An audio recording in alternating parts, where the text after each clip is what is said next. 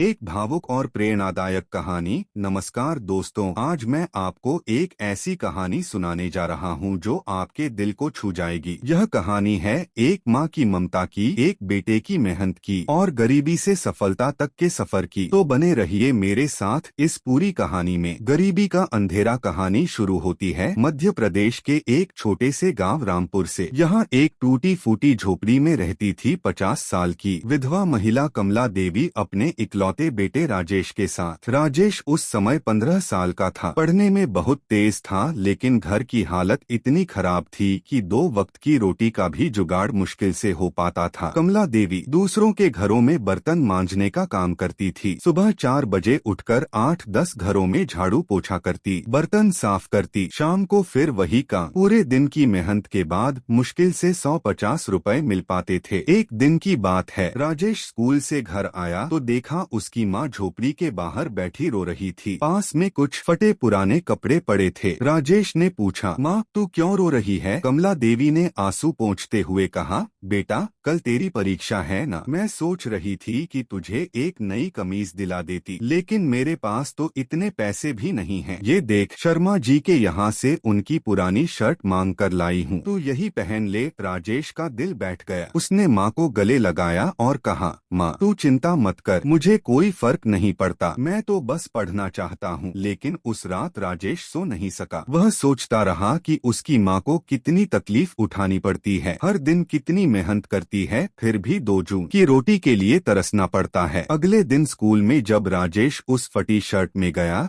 तो सब बच्चे उसकी हंसी उड़ाने लगे। एक लड़का बोला, अरे देखो देखो भिखारी आ गया। दूसरा बोला, इसे स्कूल में किसने भेज दिया, जाकर अपनी माँ के साथ बर्तन मांजो। राजेश चुपचाप सब सुनता रहा। उसकी आंखों में आंसू आ गए, लेकिन उसने किसी को दिखाया नहीं। वह अपनी सीट पर बैठ गया और परीक्षा देने लगा। उसने तय कर लिया कि वह इतना बड़ा आदमी बनेगा कि उसकी माँ को फिर कभी किसी के सामने हाथ नहीं फैलाना पड़ेगा। रात को जब माँ बर्तन मांजकर थकी हारी घर लौटी तो राजेश ने उससे कहा, माँ मुझे पढ़ना है, मैं बड़ा अधिकारी बनूंगा। कमला देवी ने हंसते हुए कहा, बेटा पढ़ाई के लिए पैसे चाहिए, किताबें चाहिए, कोचिंग चाहिए, हमारे पास तो कुछ भी नहीं है। राजेश बोला, माँ मैं मेहनत करूंगा, दिन में स्कूल जाऊंगा, शाम को कहीं काम करूंगा, मैं खुद अपनी पढ़ाई का खर्च निकाल लूंगा, तू बस मुझे आशीर्वाद देती रहे। कमला देवी की आंखों में आंसू आ गए। उसने राजेश को गले लगा लिया और कहा, तू मेरा राजा बेटा है, भगवान तेरी मदद करेगा। अगले दिन से राजेश ने दिन में स्कूल जाना शुरू किया और शाम को एक चाय की दुकान पर काम करने लगा। सुबह 5 बजे उठता, 2 घंटे पढ़ाई करता, फिर स्कूल जाता, स्कूल से आकर फिर पढ़ता और शाम 5 बजे से रात 10 बजे तक चाय की दुकान पर काम करता। दुकान के मालिक रामलाल ने जब राजेश की मेहनत देखी तो उसे हर महीने 500 रुपए देने लगे। राजेश उन पैसों से किताबें खरीदता और बाकी पैसे माँ को दे देता। महीने बीतते गए, राजेश की मेहनत रंग लाने लगी। 10वीं की परीक्षा में उसने पूरे जिले में पहला स्थान हासिल किया। जब रिजल्ट आया तो पूरे गांव में खुशी की लहर दौड़ गई, लेकिन खुशी के साथ ही एक नई समस्या खड़ी हो गई। आगे की पढ़ाई के लिए शहर जाना जरूरी था और वहां का खर्च बहुत ज्यादा था। एक दिन राजेश के स्कूल के प्रिंसिपल शर्मा जी उसके घर आए। उन्होंने कमला देवी से कहा, देखो राजेश बहुत होनहार बच्चा है, इसे आगे पढ़ना चाहिए, मैं इसके लिए स्कॉलरशिप का इंतजाम करवा सकता हूँ। कमला देवी की आंखों में उम्मीद की किरण जगी। उसने हाथ जोड़कर कहा, सर आप मेरे बेटे को पढ़ा दीजिए, मैं आपका यह एहसान कभी नहीं भूलूंगी। शर्मा जी की मदद से राजेश को जिला मुख्यालय के एक अच्छे स्कूल में दाखिला मिल गया। स्कॉलरशिप के पैसों से उसकी किताबों और हॉस्टल का खर्च निकल जाता था। अब वह महीने में सिर्फ एक बार घर आ पाता था। कमला देवी अकेली रह गई थी, लेकिन उसे अपने बेटे पर बहुत गर्व था। वह अब भी उतनी ही मेहनत से काम करती, सारे पैसे बचाकर राजेश के लिए रखती। जब भी राजेश घर आता, कमला देवी उसके लिए उसकी पसंदीदा चीजें बनाती, खुद भले ही भूखी सो जाती, लेकिन बेटे को पेट भरकर खाना खिलाती। समय बीतता गया। राजेश ने 12वीं की परीक्षा में भी प्रदेश में पहला स्थान हासिल किया। अब उसका सपना था आईपीएस अधिकारी बनने का। एक दिन राजेश घर आया और माँ से बोला, माँ मैं आईपीएस की तैयारी करना चाहता हूँ, इसके लिए मुझे दिल्ली जाना होगा, वहाँ की कोचिंग बहुत महंगी है। कमला देवी देवी के माथे पर चिंता की लकीरें उभर आईं। उसने पूछा,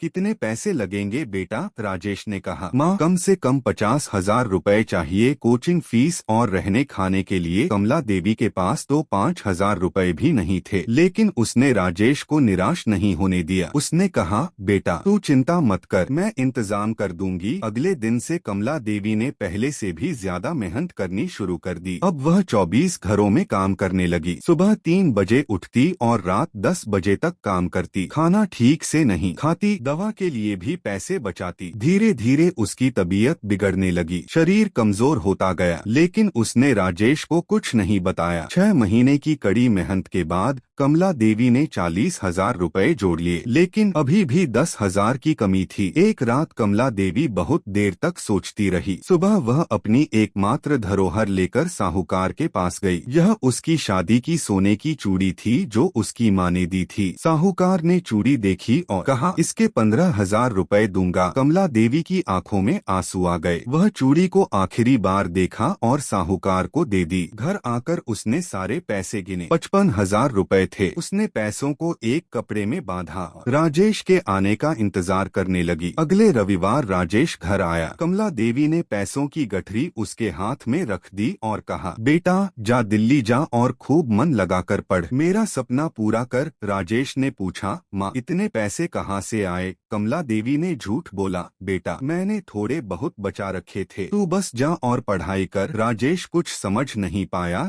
लेकिन उसने पैसे ले लिए। अगले हफ्ते वह दिल्ली चला गया। अकेली माँ का इंतजार। दिल्ली में राजेश ने एक छोटे से कमरे में रहना शुरू किया। दिन रात मेहनत करता, सुबह 4 बजे उठकर पढ़ाई शुरू कर देता, कोचिंग जाता, लाइब्रेरी में बैठता, रात देर तक पढ़ता। उसने अपने आप से वादा किया था कि वह अपनी माँ का सपना जरूर पूरा करेगा। दूसरी तरफ गांव में कमला देवी बेटे की याद में रोज रोती। अब वह और भी कमजोर हो गई थी। पैसों की कमी के कारण ठीक से इलाज भी नहीं करवा पाती थी। गांव की एक बुजुर्ग महिला रमा काकी ने एक दिन कमला से कहा, तू अपना ध्यान नहीं रखती, बेटे को बता दे कि तेरी तबीयत खराब है। कमला देवी ने कहा, नहीं काकी, राजेश को परेशान नहीं करना चाहती, वह पढ़ाई में व्यस्त है, मेरी चिंता में उसकी पढ़ाई खराब हो जाएगी। राजेश महीने में एक बार फोन करता। कमला देवी हमेशा खुश रहने का दिखावा करती, कहती, मैं बिल्कुल ठीक हूँ बेटा, तू बस पढ़ाई पर ध्यान दे। समय बीतता गया। 1 साल बीता,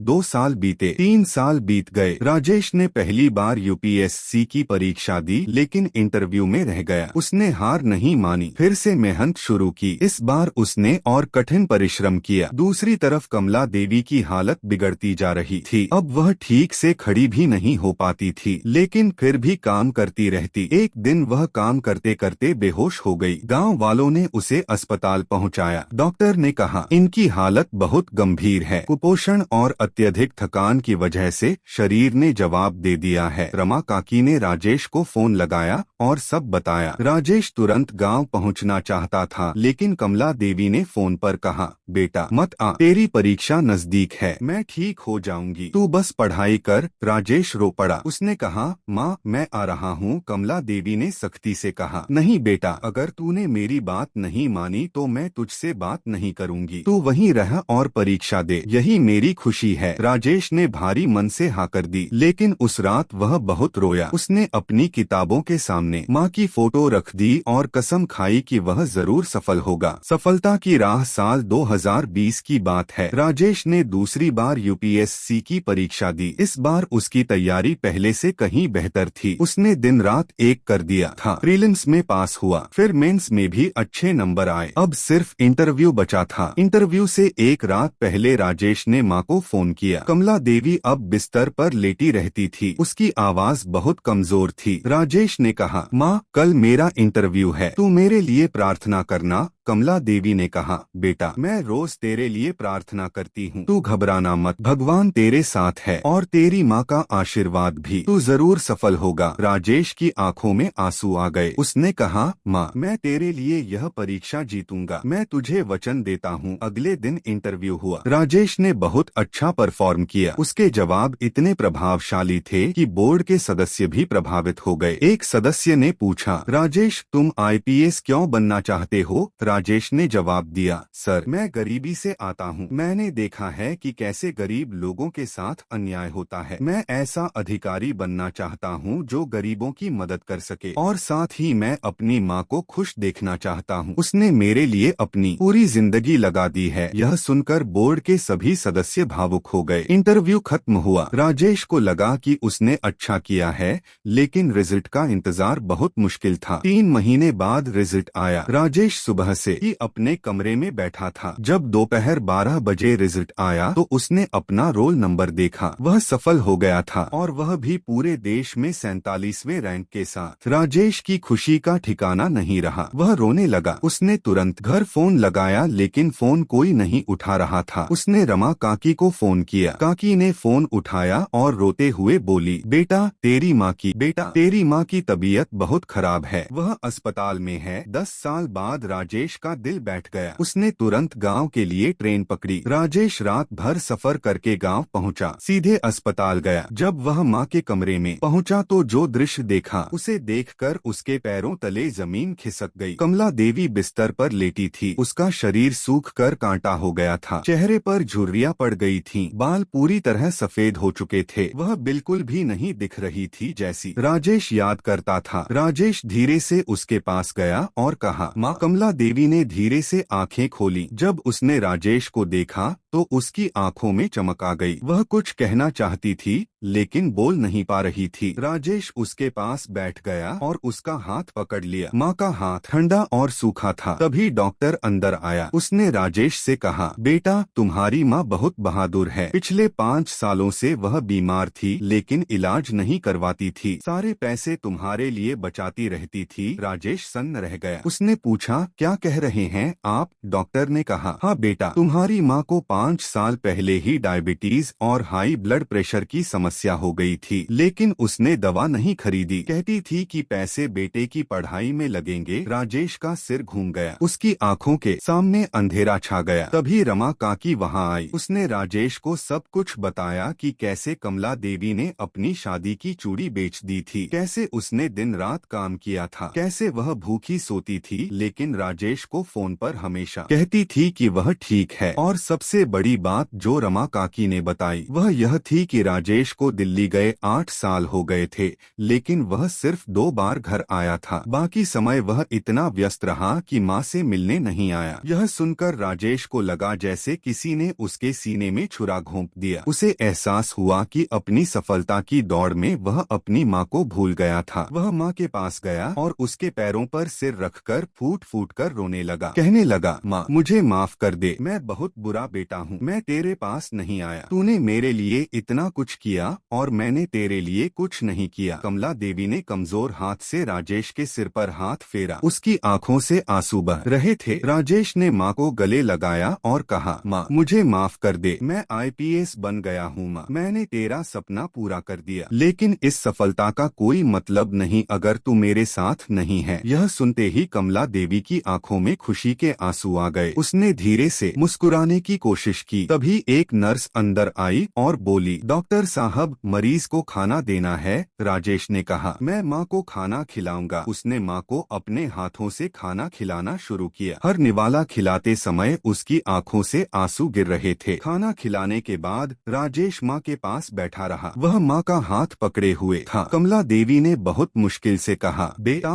राजेश ने कहा, हाँ माँ मैं सुन रहा हूँ। कमला देवी ने कहा, तू IPS बन गया? राजेश ने रोते हुए कहा, हाँ माँ मैं बन गया, सब तेरे आशीर्वाद से। कमला देवी की आंखों में खुशी की चमक आ गई। उसने कहा, मेरा सपना पूरा हो गया, अब मुझे कोई दुख नहीं। राजेश ने माँ को कसकर पकड़ लिया और कहा, माँ ऐसा मत बोल, तुझे ठीक होना है। मुझे अभी तुझसे बहुत कुछ करना है। मैं तुझे शहर ले जाऊंगा, बड़े घर में रखूंगा, अच्छे डॉक्टर से इलाज करवाऊंगा, तू ठीक हो जाएगी। कमला देवी मुस्कुराई और कहा, बेटा मैं बहुत थक गई हूँ, अब आराम करना चाहती हूँ। राजेश का दिल बैठ गया। उसने कहा, नहीं माँ तू ऐसा मत बोल, तुझे मेरे साथ रहना है। मैंने अभी तेरे लिए कुछ नहीं किया। कमला देवी ने कहा, बेटा तूने सब कुछ किया, तू बड़ा अफसर बन गया, यही तो चाहती थी मैं। अब मैं खुश हूँ। राजेश फूट फूट कर रोने लगा। पूरे अस्पताल में उसकी आवाज गूंज उठी। अगली सुबह डॉक्टर ने राजेश को बुलाया और कहा, बेटा मुझे तुमसे कुछ कहना है। तुम्हारी माँ के शरीर में कैंसर फैल चुका है। पिछले 3 सालों से वह इस बीमारी से लड़ रही थी।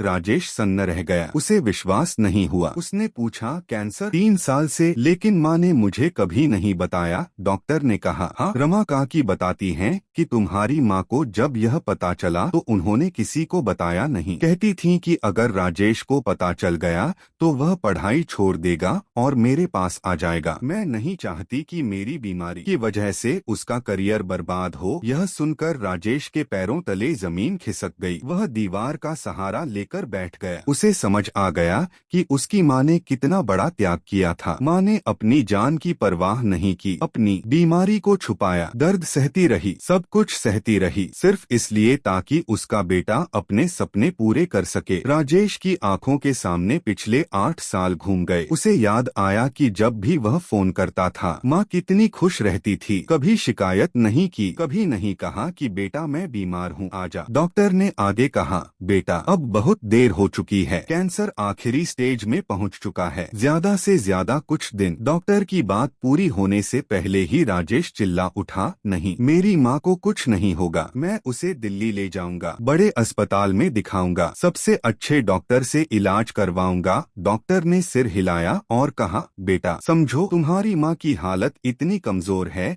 कि वह यात्रा नहीं कर सकती, अब बस उन्हें प्यार और देखभाल की जरूरत है। राजेश वहीं जमीन पर बैठकर रोने लगा। उसे लग रहा था कि उसकी दुनिया उजड़ गई है। आखिरी दिन, अगले 3 दिन राजेश एक पल के लिए भी माँ से दूर नहीं गया। वह माँ के पास बैठा रहता, उसका हाथ पकड़े रहता, माँ को अपने हाथों से खाना खिलाता, उसके बाल सहलाता, उससे बातें करता। कमला देवी बहुत कमजोर हो गई थी, अब वह बहुत कम बोल पाती थी, लेकिन जब भी राजेश को देखती उसकी आंखों में खुशी की चमक आ जाती। तीसरे दिन शाम को कमला देवी ने राजेश को अपने पास बुलाया। उसने बहुत मुश्किल से कहा, बेटा एक बात सुन। राजेश ने कान पास लगाया। कमला देवी ने कहा, तू बहुत अच्छा अफसर बनना, गरीबों की मदद करना, किसी माँ को मेरी तरह तकलीफ मत होने देना। राजेश रो पड़ा और बोला, माँ मैं वचन देता हूँ, मैं ऐसा अफसर बनूंगा जिस पर तुझे गर्व हो। कमला देवी ने मुस्कुराने की कोशिश की। उसने कहा, मुझे तुझ पर हमेशा गर्व रहा बेटा, तू मेरी जिंदगी की सबसे बड़ी खुशी है। राजेश ने माँ को गले लगा लिया। वह जोर जोर से रो रहा था। कमला देवी ने राजेश के सिर पर हाथ फेरा और कहा, रो मत बेटा, खुश रह, मैं हमेशा तेरे साथ रहूंगी, तेरे दिल में, तेरी हर सफलता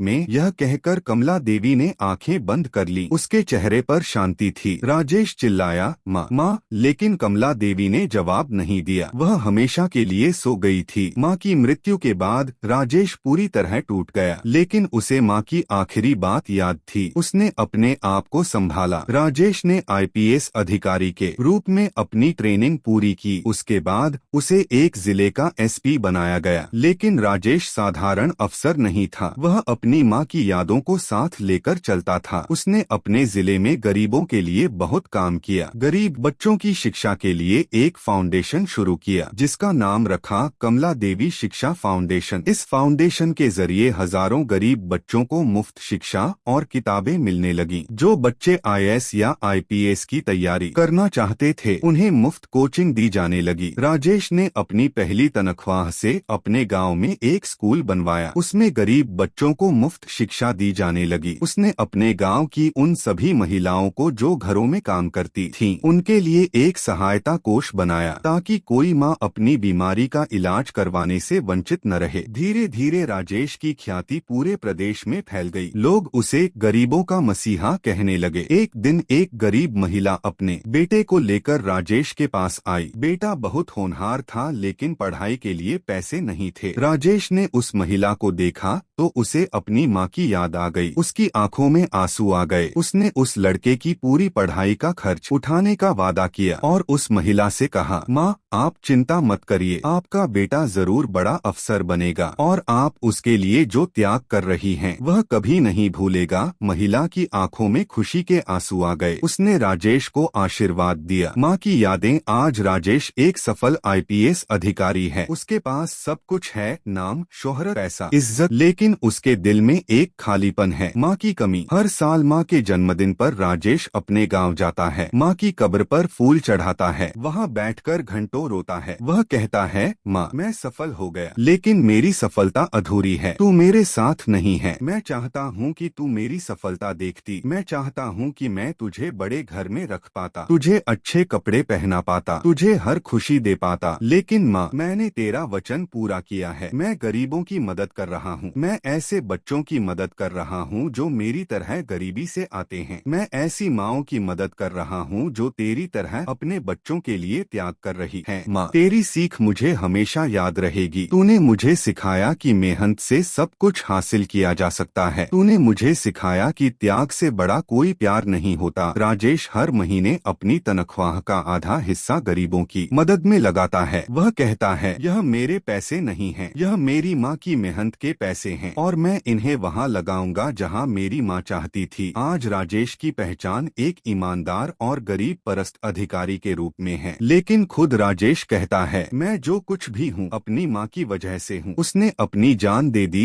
लेकिन मेरा सपना पूरा किया। समापन और सीख। दोस्तों, यह थी कमला देवी और राजेश की कहानी। एक ऐसी कहानी जो हमें बहुत कुछ सिखाती है। माँ का प्यार अनमोल है। माँ का प्यार दुनिया का सबसे पवित्र और निस्वार्थ प्यार होता है। माँ अपनी खुशी, अपनी सेहत, यहाँ तक कि अपनी जान भी अपने बच्चों के लिए कुर्बान कर सकती है। कमला देवी ने यही किया। उसने अपनी बीमारी को छुपाया, दर्द सहा, सिर्फ इसलिए ताकि उसके बेटे का सपना पूरा हो सके। हमें अपनी माँ की कदर करनी चाहिए, उनका ध्यान रखना चाहिए, उनके साथ समय बिताना चाहिए, क्योंकि जब वो चली जाती हैं तो सिर्फ यादें रह जाती हैं। मेहनत का फल मीठा होता है। राजेश ने हार नहीं मानी। गरीबी ने उसे तोड़ा नहीं बल्कि मजबूत बनाया। उसने दिन रात मेहनत की, कभी स्कूल, कभी काम, कभी पढ़ाई। उसने अपना लक्ष्य नहीं भूला और अंत में सफल हो गया। यह कहानी हमें सिखाती है कि अगर मेहनत सच्चे मन से की जाए, अगर लक्ष्य साफ हो तो सफलता जरूर मिलती है। जब आप सफल हो तो दूसरों की मदद करना मत भूलिए। तो दोस्तों, अगर आपको यह कहानी अच्छी लगी, अगर इसने आपको प्रेरित किया, अगर इसने आपके दिल को छुआ, तो कृपया इस चैनल को सब्सक्राइब जरूर करें, लाइक करें और घंटी के बटन को दबाएं ताकि आपको ऐसी और प्रेरणादायक कहानियों की सूचना मिलती रहे। अपने विचार कमेंट में जरूर बताएं और इस कहानी को अपने दोस्तों और परिवार के साथ शेयर करें ताकि वे भी प्रेरित हो सकें। आज ही अपनी माँ को फोन करें, उनसे बात करें, उन्हें बताएं कि आप उनसे कितना प्यार करते हैं। धन्यवाद। जय हिंद, जय भारत। अगली कहानी में फिर मिलेंगे एक नई प्रेरणादायक कहानी के साथ। तब तक के लिए खुश रहिए, मेहनत करते रहिए और अपने सपनों को पूरा करते रहिए। नमस्कार।